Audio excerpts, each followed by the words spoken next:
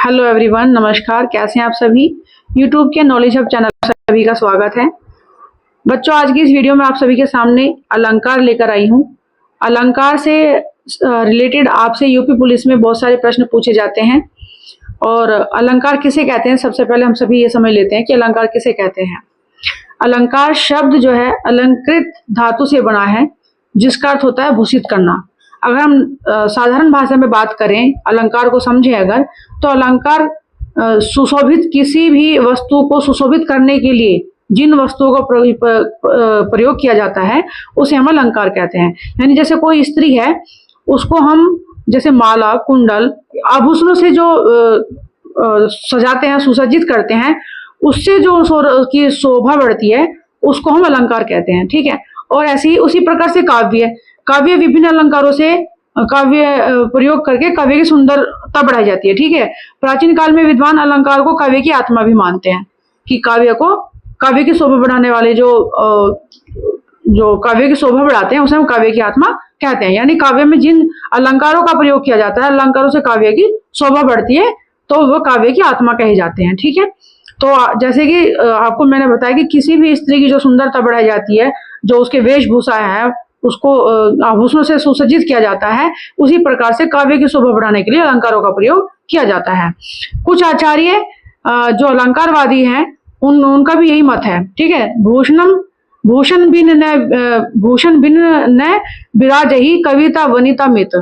किंतु कुछ विद्वान इस मत के सहमत में नहीं है। उनका कहना है कि अलंकारों को केवल अर्थ के भावों में और भाषा को सजाने में प्रयोग किया जाता है। काव्य की आत्मा तो रस है ना। कुछ कवि कहते हैं कि काव्य की आत्मा रस है, अलंकार काव्य का अनिवार्य अंग नहीं है। स्वभाव से, जैसे कि अगर कहा है कि अगर कोई स्वभाव से सुंदर स्त्री है, उसको आभूषण आप चाहे पहनाए या ना पहनाए, फिर भी वो सुंदर लगती है ना। लेकिन अगर कोई सुंदर नहीं है और उसको आप आभूषण पहना दे, उसको सुंदर सुंदर आभूषणों से आप कितना भी सजा दें, वो सुंदर नहीं लगेगी। उसी प्रकार अलंकार काव्य के शरीर तथा शब्द और अर्थ की शोभा बढ़ाते हैं। ठीक है। तो इस तरह से हम यह समझ सकते हैं कि काव्य की जो है आत्मा वो अलंकार है, और काव्य की शोभा बढ़ाने के लिए अलंकारों का प्रयोग किया जाता है। अलंकार शब्द काव्य की शोभा बढ़ाने वाले तत्वों को क्या कहते हैं? अलंकार कहते हैं। ठीक है। अलंकार जो शब्द है वो अलम पूर्वक क्री धातु में घ प्रत्यय लगकर अलंकार बना है, जिसका अर्थ है अलंकृत करना, यानी सुशोभित करना। ठीक है। अलंकार के कितने भेद हैं? अलंकार के 3 भेद हैं मुख्य रूप से। वैसे तो 2 पढ़ते हैं हम हिंदी भाषा में, कौन से? शब्द अलंकार और अर्थ अलंकार। लेकिन आपको कहीं कहीं उभय अलंकार भी देखने को मिलता है। शब्द अलंकार कौन से होते हैं? इन अलंकारों से काव्य में शब्दों द्वारा शोभा उत्पन्न की जाती है। यानी शब्द अलंकार में जहां शब्दों में चमत्कार या उसमें शोभा बढ़ाई जाती है शब्दों के द्वारा, किसी भी पद में या किसी भी काव्य में या किसी भी उसमें जब शब्दों के द्वारा उसकी शोभा बढ़ाई जाती है, तो वहां शब्द अलंकार होता है। और जो अर्थ अलंकार होता है, इन अलंकारों से काव्य में अर्थ के द्वारा, यानी उसमें अर्थ में जो चमत्कार उत्पन्न होता है, वहां अर्थ अलंकार होता है। ठीक है। उभय अलंकार, कुछ अलंकार ऐसे होते हैं जहां शब्द और अर्थ दोनों में चमत्कार उत्पन्न करते हैं, वो उभय अलंकार होते हैं। लेकिन अधिकतर हम आपके सिलेबस में दो ही अलंकार आएंगे, शब्द अलंकार और अर्थ अलंकार। आइए सबसे पहले देखते हैं शब्द अलंकार। जिन अलंकारों में शब्दों के चमत्कार पर बल दिया जाता है उन्हें शब्द अलंकार कहते हैं। शब्द अलंकार के कितने भेद हैं? 3 भेद हैं, अनुप्रास, यमक और श्लेष। ठीक है। तो हम सबसे पहले देखते हैं अनुप्रास अलंकार। अनुप्रास का अर्थ है दोहराना, यानी रिपीट करना। ठीक है। जहां एक ही वर्ण की बार बार आवर्ती हो, यानी एक ही वर्ण का बार बार पद में प्रयोग किया जाए, आवर्ती हो, है ना, एक से अधिक बार हो। ठीक है। वहां क्या होता है? आपका अनुप्रास अलंकार होता है। जैसे चारू चंद्र की चंचल किरणें खेल रही हैं जल थल में। अब यहाँ पर जो च है, यहाँ पर भी च है और यहाँ पर भी च आया है। ठीक है ना। तो च और ल, है ना, चारू चंद्र की चंचल, ल, खेल, ल, जल और थल, ल, है ना। तो वर्ण की च और ल वर्ण की आवर्ती बार बार हुई है। तो जहां वर्ण की आवर्ती बार बार होती है वहां क्या होता है? आपका अनुप्रास अलंकार होता है। याद रहे, जहां वर्णों की आवर्ती होगी वहां क्या होगा? आपका अनुप्रास अलंकार होगा। दूसरा उदाहरण देख लेते हैं। मैं या मोरी मैं नहीं माखन खायो, है ना। मैं, यहाँ पर भी आया है, यहाँ पर भी मैं है, यहाँ पर भी मैं है। है ना, यहाँ पर भी मैं है, मैया मेरी मोरी मैंने ही माखन खायो, यानी मैं व्यंजन की आवर्ती बार बार हुई है। ठीक है, तो यहाँ पर मैं की बार बार आवर्ती होने के कारण क्या हुआ है, यहाँ अनुप्रास अलंकार हुआ है। कुछ और उदाहरण भी देखते हैं इसके। पीपर पात सरिस मंडोला, पीपर पे, फिर यहाँ पर पे आया है, तो यानी पे की आवर्ती होने से यहाँ पर क्या हो गया, ये अनुप्रास अलंकार हुआ आपका। रघुपति राघव राजा राम, यहाँ रे वर्ण की बार बार, रे व्यंजन की बार बार आवर्ती हुई है। ठीक है, तो यहाँ पर भी आपका अनुप्रास अलंकार है। मुदित महीपति मंदिर आए, यहाँ मैं की आवर्ती बार बार हुई है ना, मुदित महीपति मंदिर, है ना, तो यहाँ पर आपका अनुप्रास अलंकार हो जाएगा। और अनुप्रास अलंकार के और उदाहरण देख लेते हैं अभी। ये एग्जाम्पल मैंने आपको बताया, जैसे तरनी तनुजा तट तमाल तरुवर बहु छाए, है ना, तरनी तनुजा, तो इसमें त वर्ण की जो आवर्ती हुई है, व्यंजन की जो आवर्ती हुई है, यहाँ आपका अनुप्रास अलंकार हो जाएगा। ऐसे ही मुदित महीपति मंदिर आए सेवक सचिव सुमंत बुलाए, यहाँ पर म और स है ना, तो इनकी बार बार आवर्ती होने से यहाँ आपका अनुप्रास अलंकार हो जाएगा। ठीक है, आगे चलते हैं।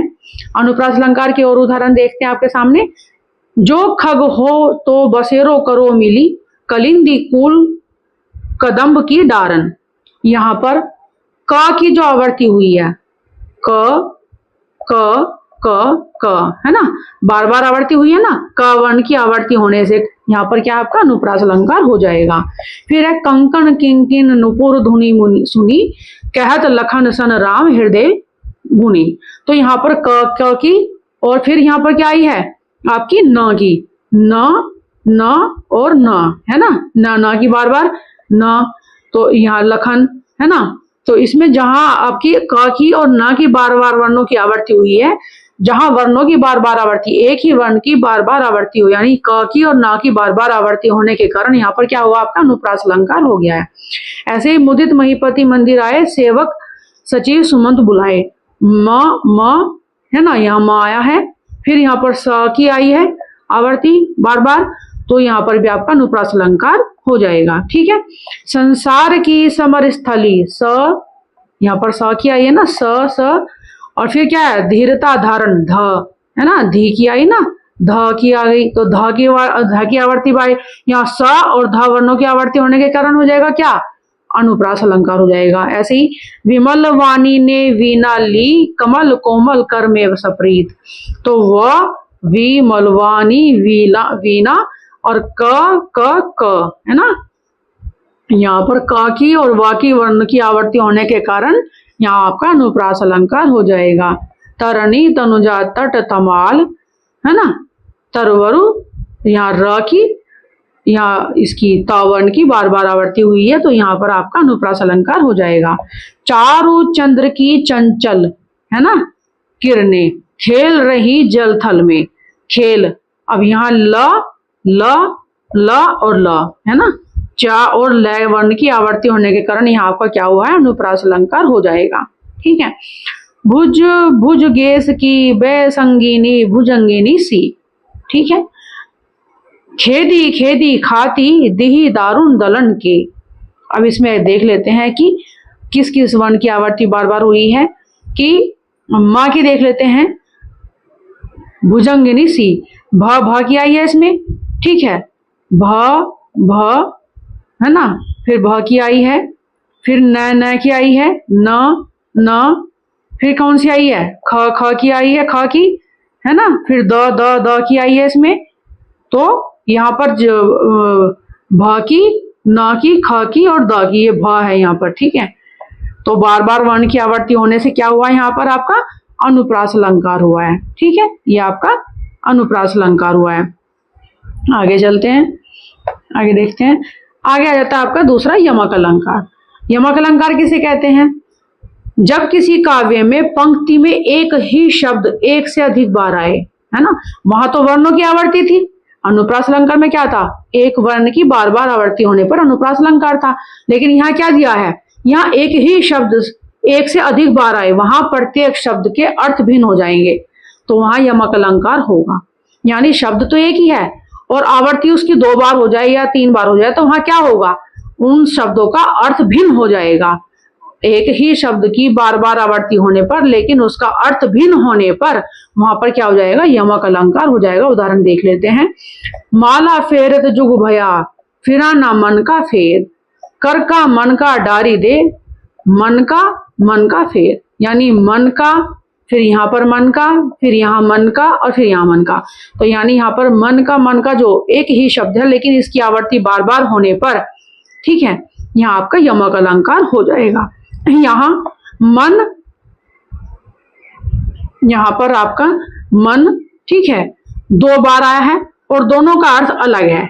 एक मन का अर्थ क्या है, माला के दाने, और दूसरे मन का अर्थ क्या है, हृदय का, है ना।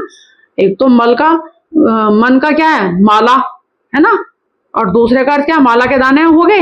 फिरान है मन का फेर, है ना, माला फेरत जुग भया, माला मन का फेरत जुग भया, फिरा न मन का फेर।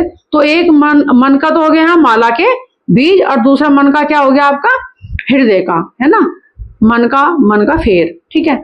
तो यहाँ पर आपका क्या हो गया, यमक अलंकार। यानी एक ही शब्द की बार बार आवर्ती होने पर यमक अलंकार होता है, ठीक है। आगे देखते हैं दूसरा उदाहरण इसका। 3 बेर खाती थी वे 3 बेर खाती है। यहाँ बेर शब्द की आवर्ती 2 बार हुई है, ठीक है। एक बेर का अर्थ है बार और दूसरे बेर का अर्थ है बेर, यानी जंगली फल के दाने, ठीक है। बार और बेर यानी जंगली फल के दाने। तो यहाँ पर एक ही शब्द की बेर खाती थी और वे 3 बेर खाती हैं। 3 बेर खाती थी वे 3 बेर खाती हैं। तो बेर शब्द की बार बार आवर्ती होने के कारण यहाँ पर आपका क्या हो गया, यमक अलंकार हो जाएगा। यमक अलंकार के और भी उदाहरण देख लेते हैं। कहे कवि बेनी, बेनी ख्याल की चुराई लीनी, रति रति शोभा सब रति के शरीर की। अब यहाँ पर बेनी और बेनी जो है शब्द की 2 बार आवर्ती हुई है, ठीक है। फिर रति रति की जो है और रति शरीर की। रति बेनी कवि का नाम है एक, तथा दूसरी बार प्रयुक्त बेनी का अर्थ क्या है, चोटी। एक तो कवि हो गया कवि बेनी, और बेनी ख्याल की चुराई लीनी, दूसरी बेनी का अर्थ है चोटी। इसी प्रकार दूसरी पंक्ति में रति शब्द का 3 बार प्रयुक्त हुआ है। बताया ना मैंने आपको, रति रति शोभा रति के शरीर की। यहाँ पर 3 बार रति का प्रयोग हुआ है। पहली बार प्रयुक्त रति, रति का अर्थ है रत्ती के समान, यानी जरा, ठीक है, जरा सी, है ना। और दूसरे स्थान पर भी रति का अर्थ क्या है, कामदेव के परम सुंदरी पत्नी का नाम रति है।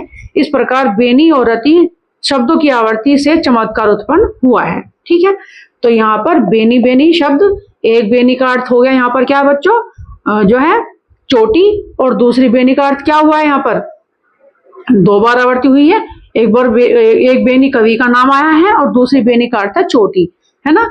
इसी प्रकार रति शब्द का जो प्रयोग हुआ है, रति रति का अर्थ होता है रत्ती जरा सा, है ना, मामूली सा, की रत्ती भर होता है ना, कि ये तो बहुत रत्ती भर है, मामूली सा है, जरा सी है कोई चीज, तो उसको तो कहते हैं रत्ती या रति भर। फिर दूसरे स्थान पर जो रति शब्द हुआ है वो कामदेव की पत्नी का नाम है रति, है ना। इस प्रकार बेनी और रति शब्दों की आवर्ती से यहाँ पर चमत्कार उत्पन्न हुआ है, इसलिए यहाँ पर यमक अलंकार हो जाएगा। आगे देख लेते हैं यमक अलंकार का उदाहरण, और भी अभी दिखा देती हूँ मैं आपको ताकि आसानी हो जाए समझने के लिए। भजन कहो ताते भज्यो, भज्यो न एको बार, दूरी भजन जाते कहियो, सो तू भज्यो गंवार। अब यहाँ क्या है, भज्यो भज्यो, ठीक है, और भजन भजन और फिर भज्यो।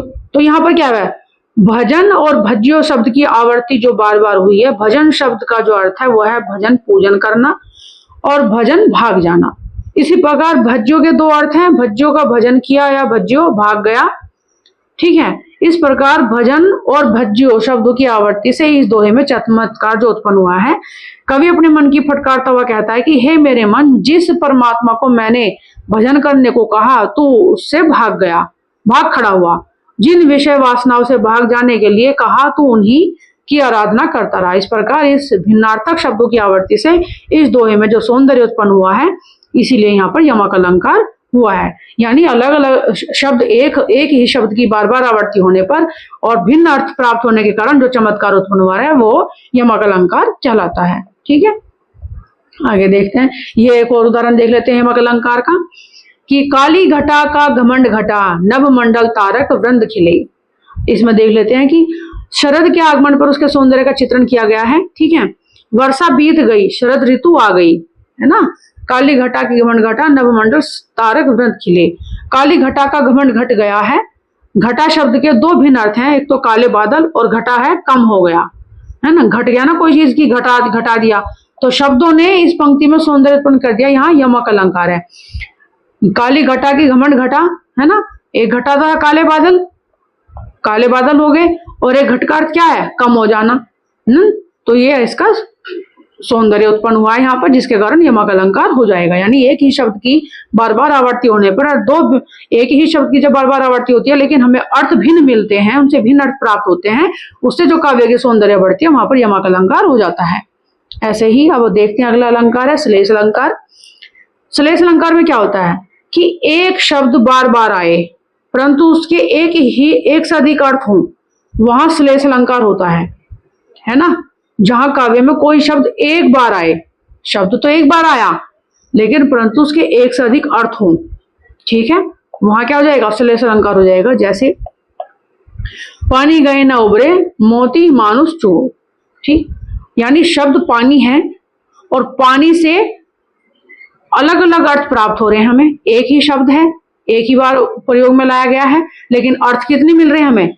यहाँ पानी शब्द का प्रयोग एक बार हुआ है परंतु इसके अर्थ अलग अलग हैं। कैसे, मोती के लिए पानी उसकी चमक के लिए, मनुष्य के लिए पानी उसका सम्मान, और चूने के लिए पानी का अर्थ जल।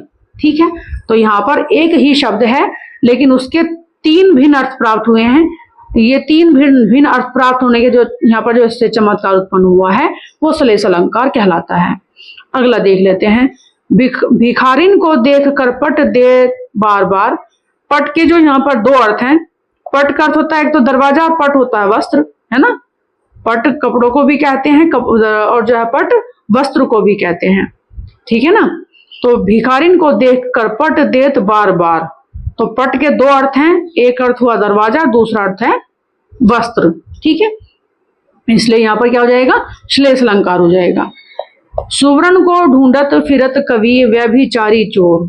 यहाँ सुवर्ण के तीन अर्थ हैं। ठीक है, ये जो सुवर्ण को ढूंढत फिरत कवि व्यभिचारी और चोर। अब क्या है सुवर्ण का अर्थ, तीन अर्थ। कवि के संदर्भ में अच्छे अच्छे, है ना, सुवर्ण को ढूंढत फिरे कवि, है ना, कवि के संदर्भ में अच्छे अच्छे। व्यभिचारी के संदर्भ में अच्छा रूप रंग, और व्यभिचारी, है ना, अच्छे सुंदर रंग रूप में, और चोर के संदर्भ में स्वर्ण या सोना। ठीक है, सुवर्ण, तो सुवर्ण के हमें तीन अर्थ प्राप्त हुए, कवि के अर्थ में अच्छे अच्छे, व्यभिचारी के अर्थ में अच्छा रूप रंग, और चोर के संदर्भ में स्वर्ण या सोना। ठीक है, व्यभिचारी का ये सुवर्ण के हमें तीन अर्थ प्राप्त हुए हैं। ठीक है भाई, चोर के इसमें आ गया कि चोर के संदर्भ में क्या, स्वर्ण या सोना, सुवर्ण। ठीक है, सुवर्ण के तीन अर्थ प्राप्त हुए हमें यहाँ पर, अच्छे अच्छे और अच्छा रंग रूप, या फिर स्वर्ण या सोना। ठीक है, यहाँ पर हमें इसके तीन अर्थ प्राप्त होते हैं। श्लेष अलंकार के और भी उदाहरण देख लेते हैं कि रहीमन पानी रखिए बिन पानी सब सून, पानी गए न उबरे मोती मानुष चून। अच्छा, ये एग्जांपल हम अभी देख चुके हैं, नीचे पीछे की ओर देखा, यहाँ पर हमने अभी स्टार्टिंग में देखा था।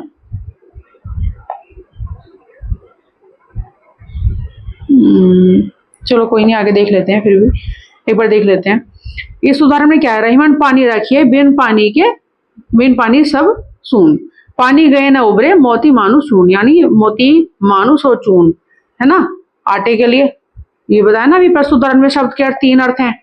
अर्थ शब्द एक है पानी, लेकिन उसके कई अर्थ हैं, कांति चमक के लिए, सम्मान और जल। मोती के लिए चमक के लिए, और मनुष्य के लिए सम्मान के लिए, और आटे के लिए जल। ठीक है, ये तीन अर्थ यहाँ पर प्राप्त हुए हैं इसके। आगे देख लेते हैं श्लेष अलंकार का उदाहरण। चरण धरत चिंता करत चितवत चहु और, सुवर्ण को ढूंढत फिरत कवि व्यभिचारी चोर। अच्छा, हमने ये पीछे पढ़ लिया है इसका उदाहरण, कोई नहीं, एक बार फिर से देख लेते हैं कि सुवर्ण का प्रयोग किया गया है जिसमें कवि व्यभिचारी और चोर तीनों ढूंढ रहे हैं इस प्रकार का अर्थ। एक शब्द सुवर्ण के यहाँ तीन अर्थ हैं। कवि सुवर्ण अर्थ अच्छे शब्द के लिए, व्यभिचारी सुवर्ण अच्छा रंग रूप के लिए, और एक चोर सुवर्ण का अर्थ सुवर्ण को ढूंढ रहा है, तो यहाँ श्लेष अलंकार हो जाएगा। ठीक है, आगे देख लेते हैं।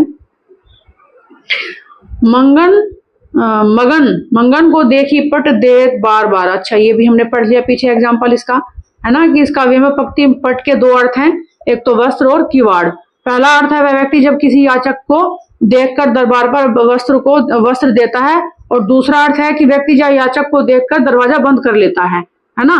भाई कोई आपके दरवाजे पर आता है, कोई भिक्षा के लिए आ जाए, तो आप क्या करेंगे, दरवाजा दिया तो देकर मार देंगे या फिर उसको आप वस्त्र देंगे। इस तरह से यहाँ पर क्या हो जाएगा, श्लेष अलंकार का सौंदर्य उत्पन्न हुआ है, तो यहाँ पर आपका श्लेष अलंकार हो जाएगा। आगे जो है ये श्लेष अलंकार के कुछ एग्जाम्पल है, ये भी देख लेते हैं। मधुवन की छाती को देखो, सूखी कितनी इसकी कलियां। मधुवन की छाती को देखो, सूखी इसकी कितनी कलियां। कलियां क्या, यहाँ पर जो कलियां हैं, खिलने से पूर्व फूल की दशा, है ना। कलियां जो है ये खिलने से पूर्व फूल की दशा का वर्णन किया गया है, और यौवन से पहले की अवस्था, है ना। यौवन से, दूसरा अर्थ क्या है, यौवन से पहले की अवस्था और खिलने से पूर्व की दशा, कलियां। दो उदाहरण है, मधुवन की छाती को देखो, सूखी कितनी इसकी कलियां। मधुवन की छाती को देखो, तो यानी यौवन से पहले की अवस्था का वर्णन किया गया है, और खिलने से पूर्व फूल की दशा का वर्णन किया गया है यहाँ पर एक ही शब्द से, ठीक है। जो रहीम गति दीप की, कुल कपूत गति सोए, बारे उजियारो करे, बढ़े अंधेरो होए। अब यहाँ पे बारे जो है क्या, एक तो बचपने में या दूसरा जलाने में, है ना। जो बारे शब्द का प्रयोग हुआ है उसके जो हमें अर्थ प्राप्त हुए, एक तो बचपन में, ठीक है, और एक जलाने पर। यहाँ बारे शब्द दीप जलाने के लिए प्रयोग किया गया है, और एक जो कुल कपूत गति सोए, एक बचपन के लिए प्रयोग किया गया है। और यहाँ बड़े अंधेरा होए, एक तो बड़ा होने पर कि बड़ा उजियारो, बारे उजियारो करें, और बड़े अंधेरो होए, तो एक तो बड़ा होने पर, दूसरा बुझने पर, है ना। बड़ा होने पर या बुझने पर, यहाँ इसके दो अर्थ हो रहे हैं। तो इस प्रकार से क्या हुआ, श्लेष अलंकार, कि जहां एक शब्द हो और उसके जो अलग अलग अर्थ प्राप्त होते हैं, वहां पर क्या हो जाएगा, आपका श्लेष अलंकार हो जाएगा, ठीक है। तो इस प्रकार से ये हमने आज शब्द अलंकार पढ़ा। शब्द अलंकार के जो मैंने आपको इसमें शब्द अलंकार के जितने 4 भेद बताए हैं, ये 3 भेद बताए हैं, तो आप इनको ध्यानपूर्वक पढ़ेंगे। मैंने बताया था आपको इसमें कि शब्द अलंकार के 3 भेद बताए थे आपको इसमें, और इसके अलग अलग मैंने आपको एग्जाम्पल भी दिए हैं, अनुप्रास अलंकार, यमक अलंकार और श्लेष अलंकार। तो आप इसको ध्यानपूर्वक पढ़ लेंगे इस पीडीएफ में। और इससे संबंधित जो है अगली जो वीडियो मेरी आएगी वो अर्थ अलंकार के लिए आएगी।